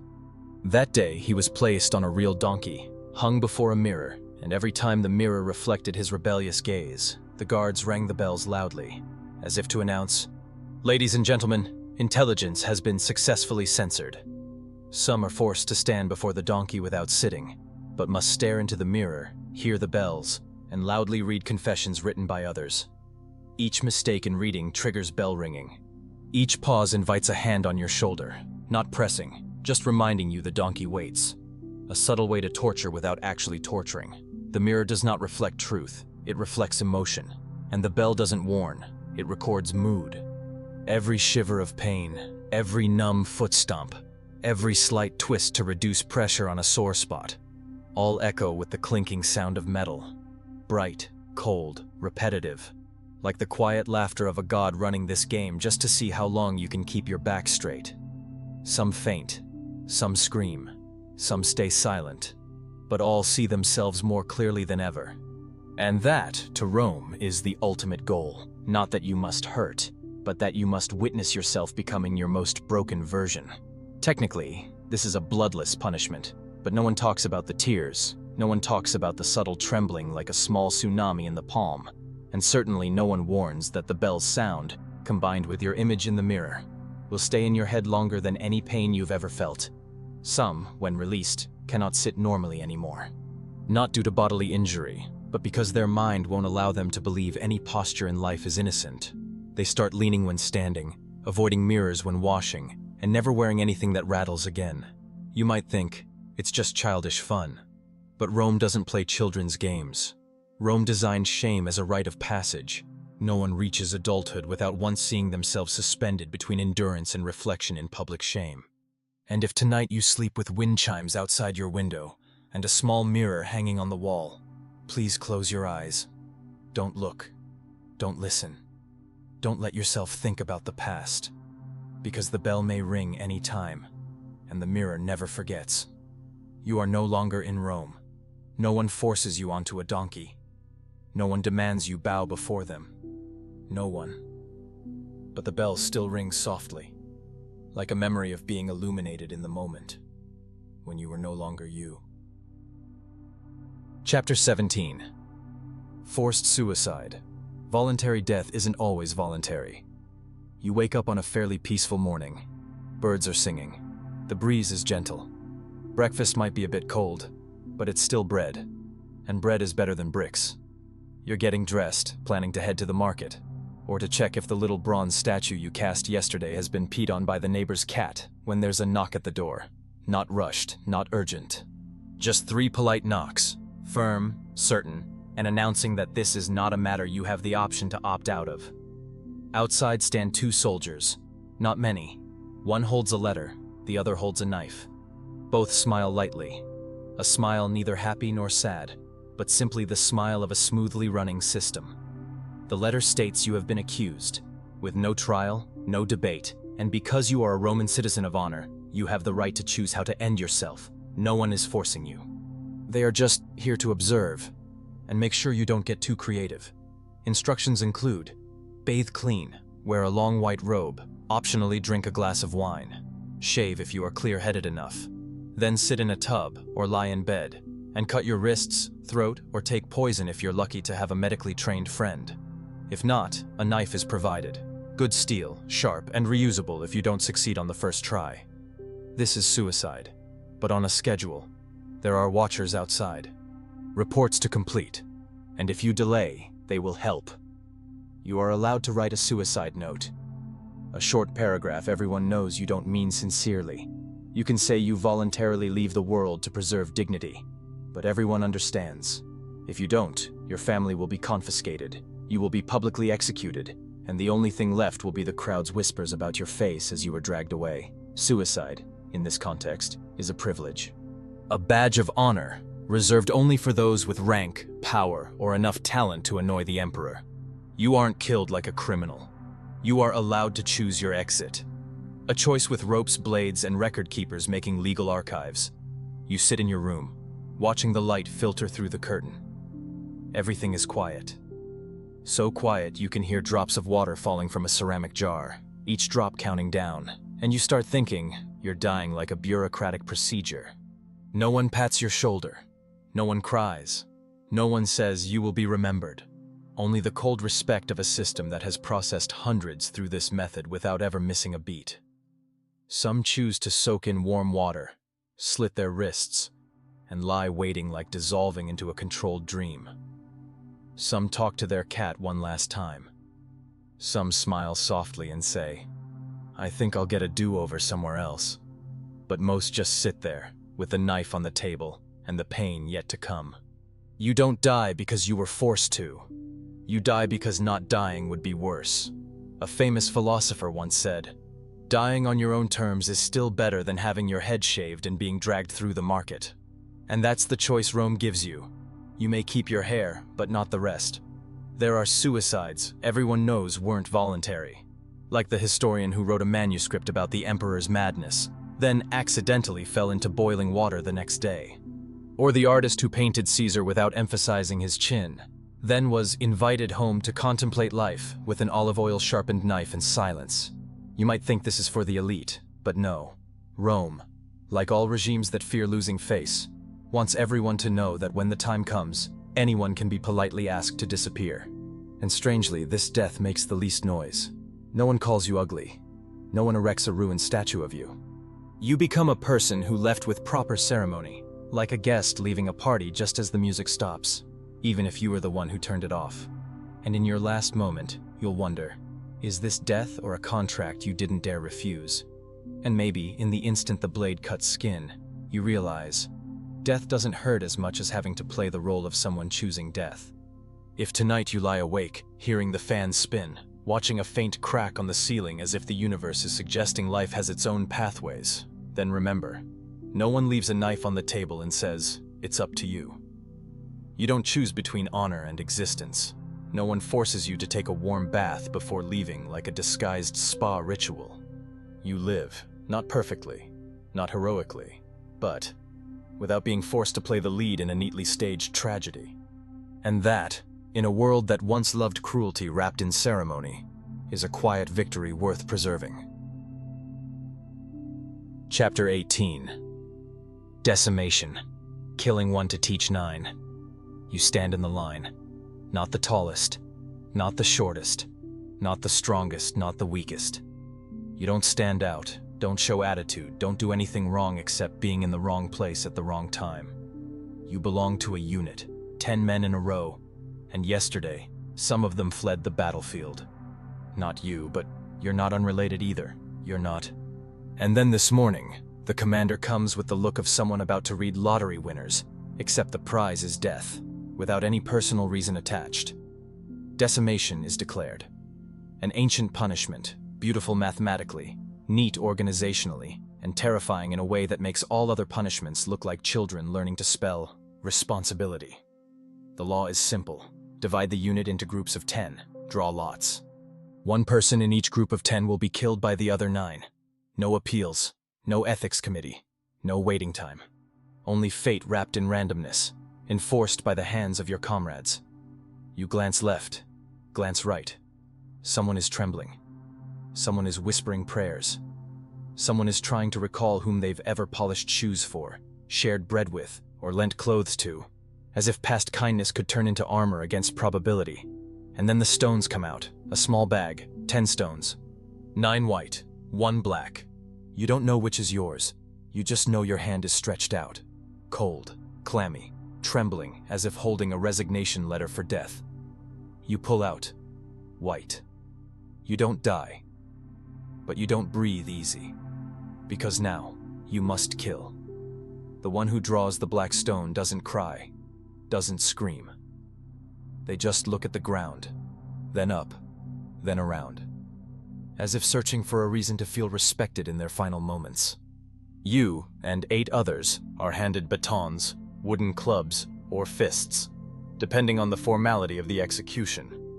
Then you step forward, like actors entering the final scene of a play no one rehearsed. The first blow is always dealt by the closest man. The second is yours. The third is from the one who stole last year's pear from the victim. That man falls. Not from pain, but from having no reason left to stand. You dare not look, but you also dare not close your eyes. Because Rome doesn't punish those who strike too hard. Rome punishes those who hesitate. The dead fall, the living tremble, and the entire unit becomes the most disciplined unit in the entire legion. From that day on, everyone remembers. No one is safe in Roman math, and obedience can be forced from bloody hands. This punishment is not for personal crimes. It's for the guilt of the collective.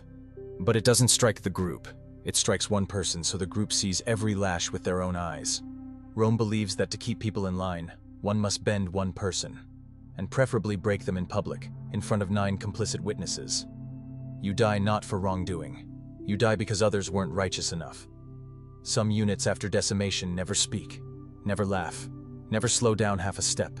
Some start whispering prayers at every muster. Some never sleep lying down, haunted by the posture of the fallen. Some keep their white stones as talismans, and some keep the black stone in their pocket as a late apology. Rome doesn't repeat decimation often, not because they pity, but because fear, once sown at the right moment, breeds itself. No need for a second killing, just a subtle reminder, the stones remain. And if tonight you lie in bed, inside four walls no one suddenly enters, no one asks you to form groups of 10, no one hands you stones, no one asks, have you drawn yet? Then understand you live in a world civilized enough to know no one should die as an example. Only so others walk straight. You may err, you may lose your way, but you will never have to kill your friend to prove you're not an accomplice. No second blow needed, no white stone keepsake. And no pretending that killing your own is a natural part of personnel management. You live, and that is no luck. It's just you were not in Rome that morning. Chapter 19. The Barley Punishment. Eating the stone seeds. Not everyone who committed a crime in Rome was imprisoned, tortured, or thrown into pits with nameless beasts. Some people, especially soldiers, when they committed minor offenses, like falling asleep on night watch or dropping a spear at a centurion's feet, were given a punishment less bloody, less noisy, but devastating to their insides, spirit, and willpower in a subtle yet cruel way: eating barley. It sounds simple. A meal. A type of grain. A forced vegetarian diet. But in the Roman military context, being fed barley was not a nutritional privilege. It was a public sentence of unworthiness. You must understand, Roman soldiers ate wheat. Wheat was noble, standard, the energy of winners. Barley, usually for horses, slaves, or those deemed unworthy of proper nutrition, was Rome's way of saying you are allowed to live, but no longer considered human.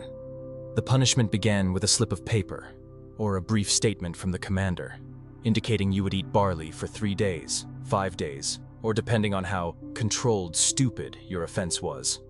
No vegetables, no meat, no salt, no garum, the infamous fermented fish sauce, only mushy, sticky, cold barley with no taste other than disappointment.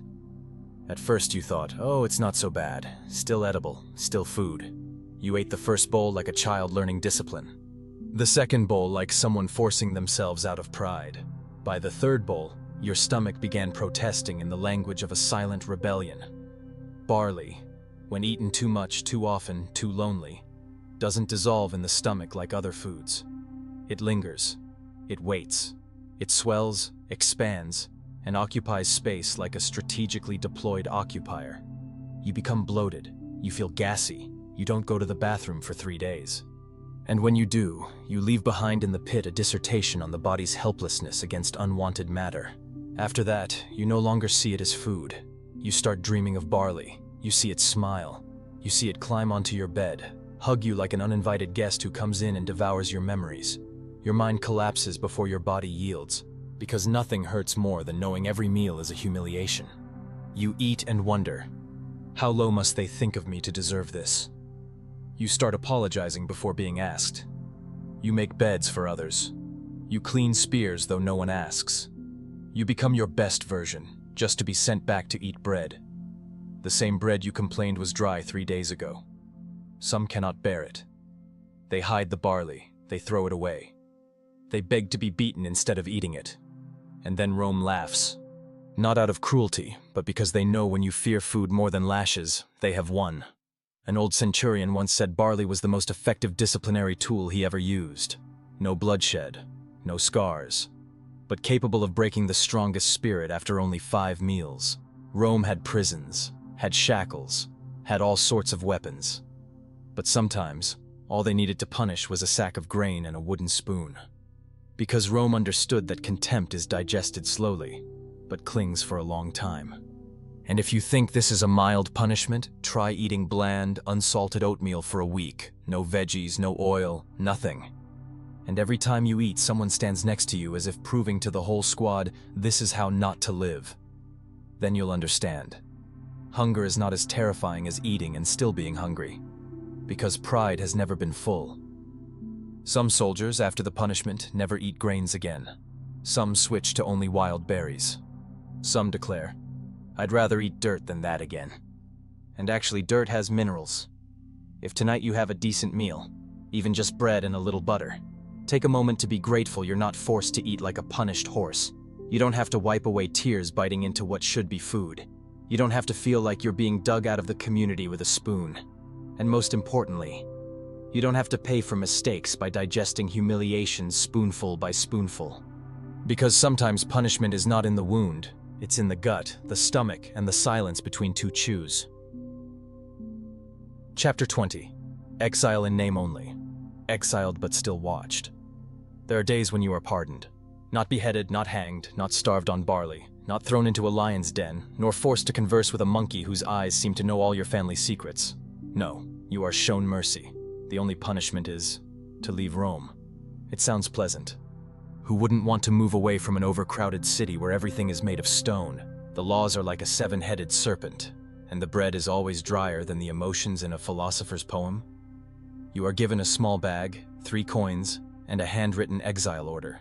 Formal, neat, sealed properly, looking like an invitation to a vacation for a traitor. But let me make this clear. Exile in Rome is not being sent to a deserted island. You won't be pitching tents by a stream, grilling fish, and writing memoirs with a bamboo stick. No, you still live in a city, sometimes just a few miles from Rome, with residents, markets, and butchers asking if you want a bit more fat. But you know, they know, and most importantly, your overseer knows that you are being watched, because Rome never takes its eyes off you.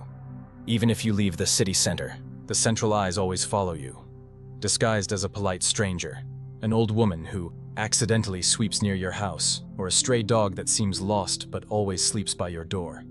You begin to realize freedom is a relative concept, and leaving doesn't mean escaping. You walk to the market. Someone greets you by your old name, but their voice always emphasizes the word old. You talk to the blacksmith. He nods, but keeps glancing over his shoulder as if waiting for a script from a director off screen.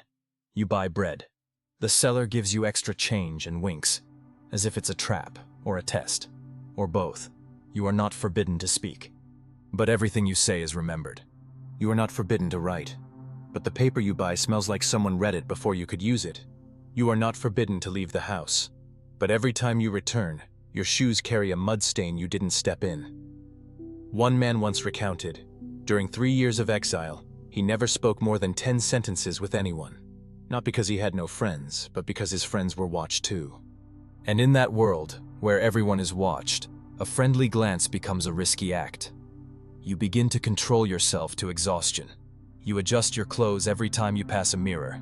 Even if there is no mirror in the house, you practice smiling before going out, because nothing is more suspicious than a too serious face in a diner. You talk to yourself, not out of loneliness, but because you know they are listening, and you want at least the recording to have something decent. Some exiles create imaginary audiences, standing daily on rooftops, pretending to lecture, pretending to talk to walls, just to control how they are monitored. Because the fear of covert surveillance isn't about being watched. It's about not knowing how much of your life still belongs to you. You don't know when you'll be called back. Maybe tomorrow. Maybe 30 years later. Maybe Rome will forget you. And then you are truly free, but in absolute oblivion. And that is scarier than punishment. Because existing without consequences is sometimes also a form of exile. Some wrote the best poems of their lives in exile, because no one nearby told them they were wrong. Some opened eateries, specializing in barley dishes for demoted soldiers. Some just sat quietly, watching sunsets every evening, quietly thinking, at least the sunset doesn't report back to anyone. And then some, after being called back to Rome, refused to return. Not because they hated the city, but because they no longer knew who they were without being watched, because prolonged surveillance changes how you see yourself. You no longer think in terms of right and wrong, good and bad. You only think, am I worth recording today? And if tonight you sit alone, open a window without fearing someone standing under the tree across the street, if you write something down without using your left hand to avoid recognition, if you sing a nonsense line in the kitchen without worrying someone is scoring your disloyalty, then congratulations. You are not in the state of licensed freedom. You are not playing a temporary role. You are not living as if someone writes your script every time you speak. You are simply you. And sometimes, in a world that once turned freedom into a tool of control, living without being recorded is a miracle beyond belief. Chapter 21. Tarpeian Rock. When being cancelled means falling off a cliff. You wake up one ordinary morning, hair still messy, face still dusted with sleepy haze, feeling like maybe today you'll head to the market to buy some figs, because someone said figs help digestion. You don't think much. You see no unusual signs in the sky. No thunder, no blood raining down, no doves suddenly collapsing in the square. Everything is so calm that you have no idea today you will be thrown off a cliff. And no, not because you killed anyone, burned a temple, or declared, "The emperor looks like a turnip." It's just, you did something that made Rome no longer want you around. Tarpeian Rock, a cliff right on the side of Capitoline Hill, doesn't have danger signs or iron fences. It's not high enough to cause dizziness, nor deep enough to echo. But it's just high enough that you won't remain intact after landing. And more importantly, it's right in the heart of the city, where everyone can witness your disappearance as a public announcement. You have been unregistered from community life. They lead you there. No chains, no blindfolds, just 2 guards and a short, cold sentence read out in a tone like explaining how to use a new gardening tool. You are not allowed to scream, cry, or write a farewell letter. Because Rome doesn't make farewell bulletins. Rome only makes news by freefall. Legend says Tarpeia, the first girl thrown off this cliff, betrayed Rome for a golden bracelet. Since then, every time Rome decides someone no longer belongs, they throw that person off exactly where Tarpeia fell, as history repeating itself in the form of broken bones. No whips, no blood, just one push. A simple bass note in the symphony of power. You can imagine standing at the cliff's edge, jagged rocks below, 2 expressionless guards behind you, and a crowd standing far away. Not to save you, but to remember. Remember that just one social mistake, you can go from someone with a seat to someone with a fall. A politician once accidentally said Vesta is not very beautiful, fell. A clerk mistakenly signed the emperor's decree with the wrong name, fell. A philosopher tried to explain freedom of speech to a group of sleepy soldiers, fell. A woman refused to marry a nobleman who smelled like fermented cheese and broken pride, fell. Tarpeian Rock doesn't care how big or small your mistake was. It has no classification system for offenses. It only has gravity. And gravity, as you know, doesn't negotiate. Some laughed when brought to the edge. Not because they were happy, but because it was the only reaction left when you're not allowed a final word. Some tried to apologize, not hoping for mercy, just to hear their own voice one last time before it merges with the wind. Some looked up at the sky, as if seeking a star to remember their name, and some just stood there, closed their eyes, and thought about the soup they hadn't eaten this morning. The saddest thing about Tarpeian Rock isn't that you die. It's that you die as a message. You're no longer a person. You're a gentle reminder, an example, a way Rome whispers into society's ear, "Don't be like this one." And if tonight you sit inside your home, doors locked, curtains drawn, free to say nonsense online without anyone throwing you off the nearest cliff, you should smile. Not loudly, just enough to know you exist without being used as a tool of intimidation. You may be wrong. You may be foolish. You may have foolishly written a bad poem, but you are not thrown off a cliff, and so, you haven't been cancelled. At least not Rome style, at least not today. And that, if you look deep enough, is a small victory. Small as the time it takes to fall from the cliff to the ground, but just long enough to realize you are worth living. Chapter 22. Poetry Execution. Hanging for bad poetry. In a place like Rome, where everything is carved from stone, cast from bronze, and written with ink sometimes mixed with the blood of previous writers, art is not for play. Art is a weapon, and poetry is a double-edged sword. One edge for emotions, the other for the death sentence. You are a poet, not famous, just barely invited to a public poetry reading. You don't think your poetry is bad. An old fishmonger once told you, "Your poetry doesn't give me a headache." You wrote about love, about sunsets, about the loneliness of a statue without arms. All topics critics nod at as if they understand something profound, though really, they just want to look knowledgeable. Then one day, you write a poem about a horse. Nothing dangerous, just that horse happened to share a name with the emperor. And the line, "the tired horse running in circles but never reaching its destination," suddenly became an unintended metaphor. So you're summoned, not to the stage, but to the square.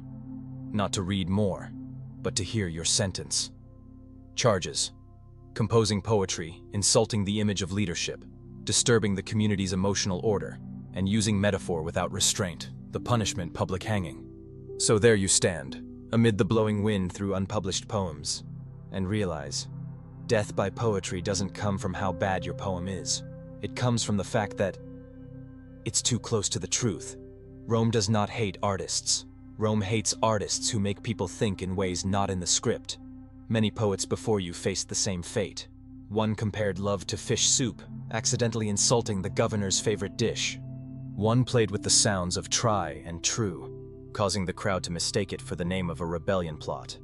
One wrote only one poem in his life, 10 lines with no rhyme, about the wind, and was executed for disruptive style. In Rome, poetry is not allowed to be vague for long. You must be clear. You must have correct grammar. You must know who your audience is and whether they are hungry. One poet nearly died for reading poetry before the emperor had breakfast. The poem wasn't bad, but an empty stomach made the words unbearable. And then there are those arrested just because their poetry was not good, but too many people praised it. They thought, if everyone likes this, either they're stupid or the poet has a scheme. Though both are wrong, Rome still decided the safest course was to hang both the author and the collection. Hanging for poetry, not a daily occurrence, but frequent enough that every poet must learn to edit words by survival instinct. No religious metaphors, no use of the word fall in autumn poems, no broken branch imagery if there's royal drama that week, and especially never write a poem about the path leading to the cliff. Some poets chose to erase their poems before trial. Some buried notebooks beneath trees. Some wrote poems with goat milk, so they would fade before they could be read. Some pretended to lose memory of every word they wrote. The poetry remained, but the meaning dissolved. And then some, after escaping death by poetry, switched to pottery. They carved letters onto vases, but never enough to form a sentence. Just a few syllables, a few loose rhymes. As if poetry was something only meant to exist when no one had the patience to read it all. Because Rome understood, art is dangerous when it makes people feel, without knowing what they are feeling, and uncontrolled emotions, in an empire that loved control, are punishment for the writer. If tonight you type a few bad lines of poetry on your phone, no one is arresting you, no one is judging your lax rhetoric, no one is asking, who is this metaphor about? You should be thankful for life. Not because you write well, but because you write poetry in an age where mistakes don't mean a noose. You may write poorly. You may use trembling in the wrong context. You may call flowers the soft heart of the earth, but you are still alive. And sometimes, being alive despite writing bad poetry is the greatest privilege an artist can have. Chapter 23. Fires of the Forum. Burned at the council meeting. You are summoned to the Forum. Not because you're famous, not because you're wealthy, and certainly not because someone remembered your birthday. You're summoned because yesterday you misspoke 3 words in a public debate, and this morning it was decided that your words needed to be burned, along with you. The Forum Romanum, the central square of Rome, where every step and every paving stone echoes with schemes, laws, and political spittle, is a place where anyone can speak, but also a place where if you speak too truthfully, too soon, off script, or simply too well, you can be dragged into the session, tied to a stake, and become a charred reminder. They don't burn you immediately. No, Rome is not in a hurry. Rome designs your death as part of the spectacle. First, they set up a small platform, arrange seats for senators, prepare some wooden benches for commoners, a drum, and a few people holding parasols for the nobles. You are brought to the center, unshackled, but with eyes fixed on you. Everyone looks at you as if you are an exhibit in the Miss a Millimeter Pay a Lifetime exhibition. Then someone begins to speak, not you. An official, loud voice, clear words, explaining why what you said yesterday was not only disrespectful but also flammable. Because in Rome, language is fuel. And if you accidentally pour oil on the communal floor tiles, you are considered the main source of the fire. They set up the stake, not tall, just enough so people can see your face from afar. They pile the wood, not much, just enough for the smell of burning hair to reach the temple gates. Then they read your exact words again, right before lighting the fire, so everyone remembers that words without official insignia are a crime smelling of burning wood. Some in the crowd shake their heads, not in disagreement, but in regret. Regret for that sentence. Freedom is the voice of the people, not the echo of power. A beautiful sentence. Too beautiful. Beautiful enough to be erased. By fire. You don't scream. You don't cry. You smile. Not out of bravery, but because it's the first time you have a microphone. Smoke rises. The audience doesn't boo. They applaud. Not because they admire the death, but because they know this is the final act. And every Roman play needs a fiery conclusion. Someone takes notes, not poems, but crisis management scripts. Next time someone speaks, check the forbidden keyword list. Suggest reducing audience size at burnings to prevent smoke spreading. Add herbal scents to wood to reduce post-session smell. Rome loves symbolism. And nothing symbolizes more than a charred body amid unfinished debates. People go home afterward, have lunch, discuss. Some say, pity him, but he did speak too truthfully. Some say, but standing in the middle, who told him to speak in front of the temple? Some fall silent, as if the sound of fire still lingers in their ears. And the next day, when a new session begins, the middle seat is cleared. No trace, no stake, no burnt smell. But everyone knows. No need to mention. If you're reading this on a quiet night where no one is recording your every breath, no stage is set, no firewood is ready, no forbidden words list exists, then breathe a sigh of relief. Because you live in an era where you can say what you think without glancing to see where the pyre is. You can be wrong. You can exaggerate. You can talk about tomatoes in the budget meeting, but you will not be burned for using the wrong metaphor. And if tomorrow you say something that upsets the crowd, you will only be monitored, not placed on the pyre. So, speak, but speak with heart, with reason, with the awkwardness of being human. Because in a world that once used fire to silence voices, the existence of your voice today is a miracle. Chapter 24. Reenactment Death. Dying in a mythological play.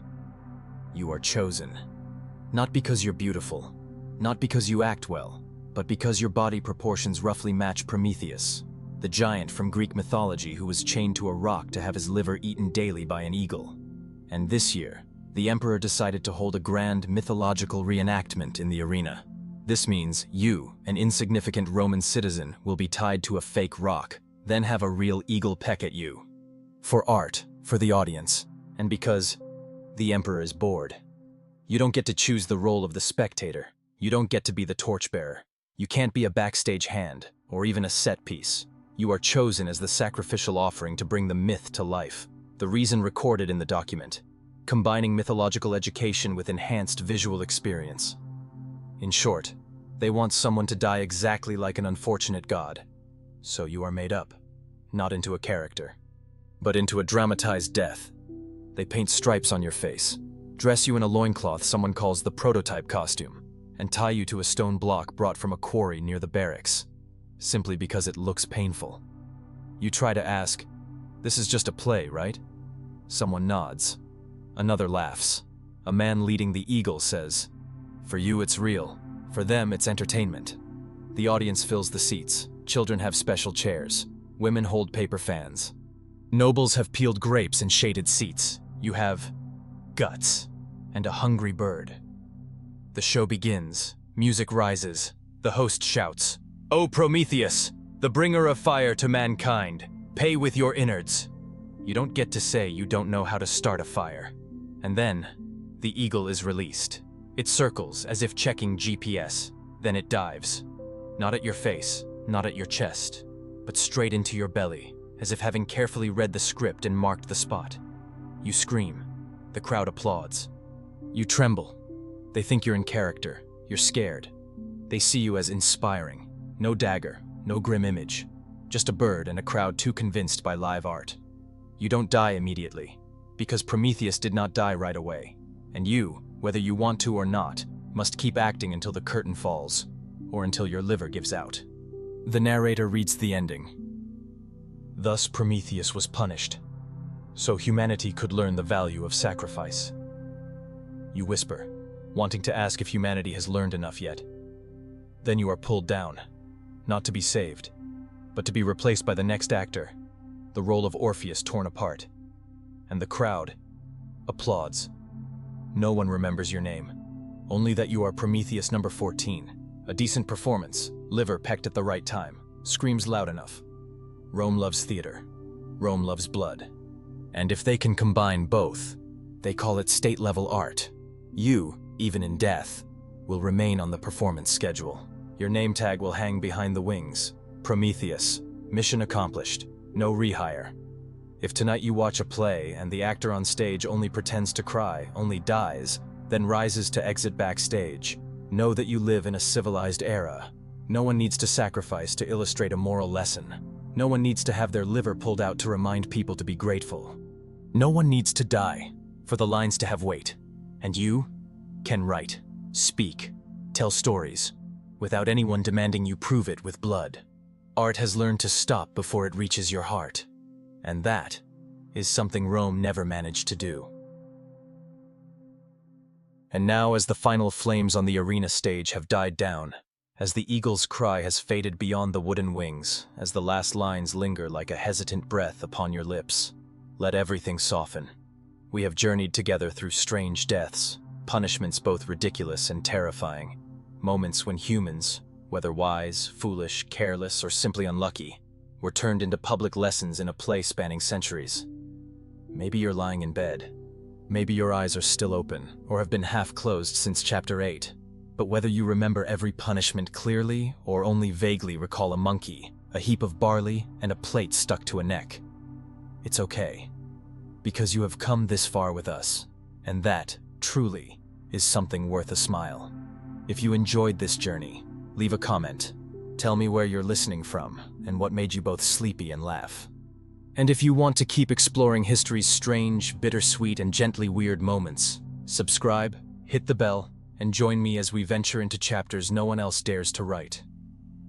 Now, breathe out gently, sink into your soft blankets, let all the screams, the laughter, the shouts for poetry, or the arena's wind chimes fade far away from your ears. No one is watching you. No one demands you die for metaphor. Only gentleness remains. Good night. We'll meet again, in another dream, another oddity, another history, whispering, softly, just for you to hear.